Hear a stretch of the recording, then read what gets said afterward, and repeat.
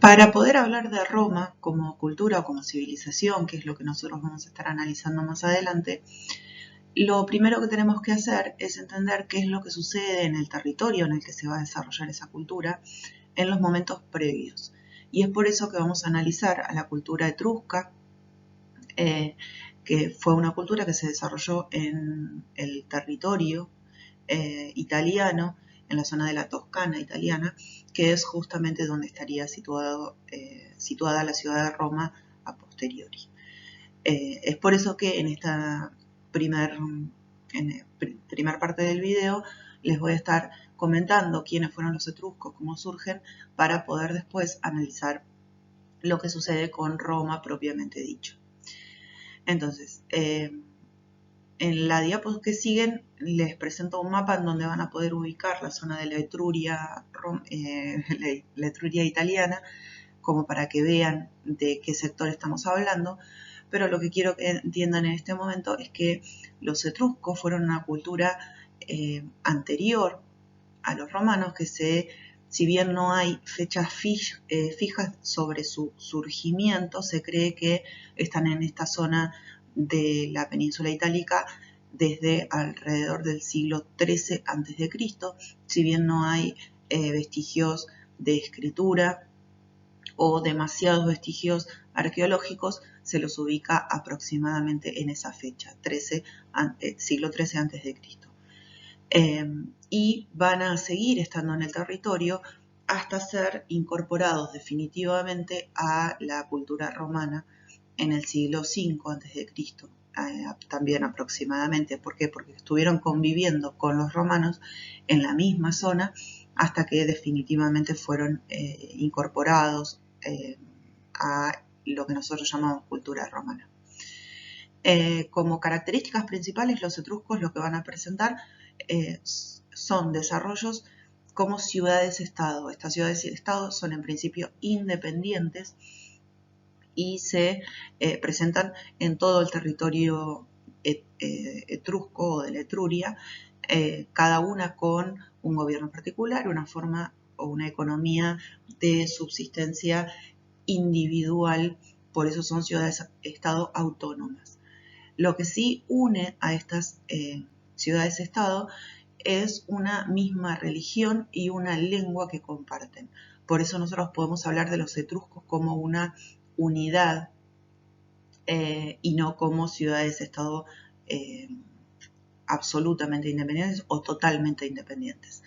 Lo que sí se sabe de los etruscos es que a medida que va pasando el tiempo, lo que van a conformar esas ciudades-estado son lo que nosotros entendemos como dodecápolis, que quiere decir que son conjuntos de 12 ciudades-estado que conforman una liga, que se la llamó Liga Etrusca, y que si bien, al igual que en los casos de las ciudades-estado griegas, son independientes, se unifican a través de justamente los lazos religiosos y los lazos de lengua. Entendiendo con esto que tienen una unificación cultural. Por otro lado, también lo que se sabe a partir de la aparición de la escritura es que cada una de estas ciudades-estado va a estar gobernando por una especie de rey que va a tener de dejar funciones vitalicias, o sea, o ser un cargo vitalicio. ¿Qué quiere decir esto? Que no es que un rey asume y hasta que no muere no deja el cargo, sino que a medida que se va cambiando la sociedad, van a ir proponiendo que ese cargo de rey o de gobernante supremo sea un cargo anual y que sea elegido entre sus pares, y los pares están conformados por una oligarquía nobiliaria o de carácter nobiliario, porque no es que todos los ciudadanos podían acceder a ese cargo, sino que queda restringido a una clase específica. Pero las funciones de este personaje elegido se asemejarían a la figura de un rey, con todos los poderes a su cargo. Por otro lado, cuando hablamos de la organización social de los etruscos, lo que nos vamos a encontrar es que, por lo general, todas las ciudades-estado comparten el mismo tipo de estratificación, estando en la base de la pirámide social la clase o los esclavos. En la parte media de la pirámide estarían los agricultores, los campesinos, los artesanos, y por sobre esta clase, y ya coronando la pirámide social, estaría la nobleza, entendida como justamente esa oligarquía que va a acceder al cargo de poder. Por otro lado, la religión es una religión que después van a heredar los romanos también. Es una religión de carácter politeísta, que tiene obviamente muchísimos dioses, siendo la tríada principal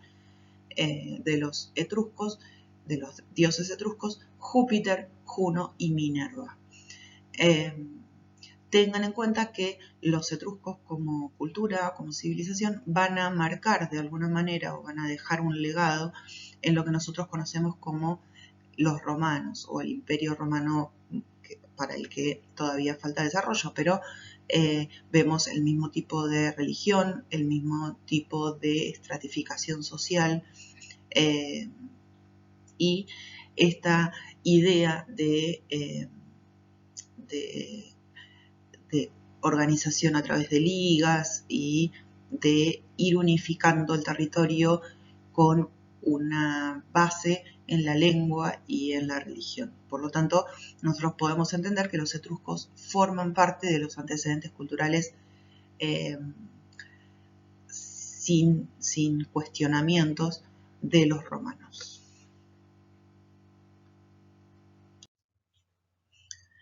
Lo que quiero mostrarles en estos dos mapas que les estoy presentando en esta diapo es cómo Roma, que surge como una pequeña ciudad, va a estar en la zona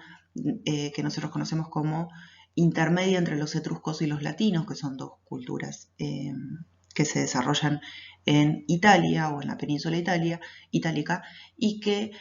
a medida que Roma como ciudad va creciendo demográficamente, políticamente y militarmente, va a ir invadiendo de alguna manera distintos territorios. En un principio, o en el primer mapa que ustedes tienen ahí, está centrado en lo que sería el periodo del surgimiento de Roma como ciudad, que está alrededor del siglo 8 a.C.,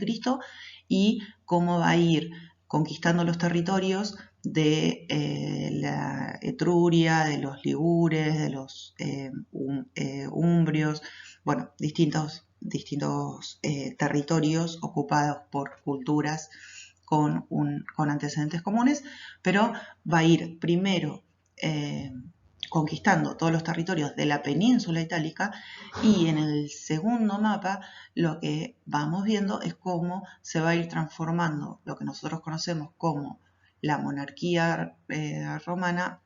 pasando por la república hasta llegar a los territorios del imperio. Ustedes en el mapa más grande lo que tienen es en un marrón un poco más oscuro lo que es la península itálica, y en un color más claro el territorio que termina adosándose o termina siendo conquistado por el imperio, o sea, en la última parte de lo que nosotros vamos a ver. Si se fijan, Roma llega a conquistar más de la mitad del territorio europeo, incluida gran parte de Gran Bretaña, todo lo que tiene que ver con el norte de África y con el cercano oriente. Por lo tanto, lo que nosotros vamos a ver es que a medida que va pasando el tiempo, Roma va a ir anexando territorios que no necesariamente son de su propia cultura, sino que son conquistas culturales integrales. Y en esta diapo ya lo que nos estamos metiendo es en la línea histórica de lo que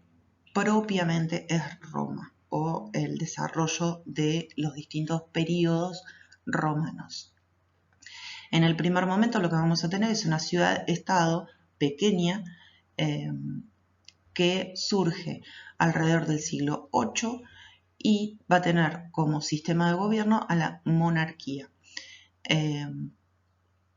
el mapa anterior ustedes ven dónde está situada Roma y lo que tienen que entender es que es justamente un tipo de ciudad-estado autogobernada, autosuficiente y que tiene un gobierno particular o individual en realidad, centrado en justamente el gobierno unipersonal. En un segundo momento, que es a partir del siglo VI, alrededor del 509 a.C., la monarquía deviene en una república. Recuerden que la república ya no es un sistema de gobierno que tiene una persona que maneja todos los poderes, sino que fundamentalmente los poderes se dividen en 3 estados o en 3 manejos, tipos de manejos. Este sistema de la república se va a desarrollar entre el siglo VI y el siglo I a.C. A partir de ese momento se pasa a la etapa imperial, que va a tener 3 partes muy distintas. La primera parte del imperio, que se desarrolla entre el siglo I a.C. y el siglo IV después de Cristo, va a ser un desarrollo imperial que tiene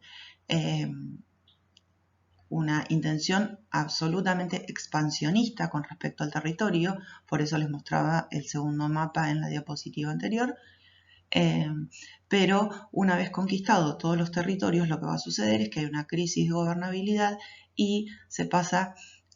o se decide dividir el imperio en 2 partes. Y eso sucede en el siglo IV después de Cristo, quedando por un lado el Imperio Romano de Occidente, que se va a desarrollar entre los siglos IV y V después de Cristo, y el Imperio Romano Oriental, que se va a desarrollar entre el siglo IV y el siglo XV después de Cristo. Cada uno tiene su capital. El Imperio Romano de Occidente va a seguir manteniendo la capital en Roma, y el Imperio Romano Oriental va a tener la capital en Constantinopla, lo que nosotros conocemos como Estambul, y también se puede encontrar el Imperio Romano Oriental con el nombre de Bizancio. En el próximo video lo que voy a ir haciendo es desmenuzando cada una de estas partes de la historia romana.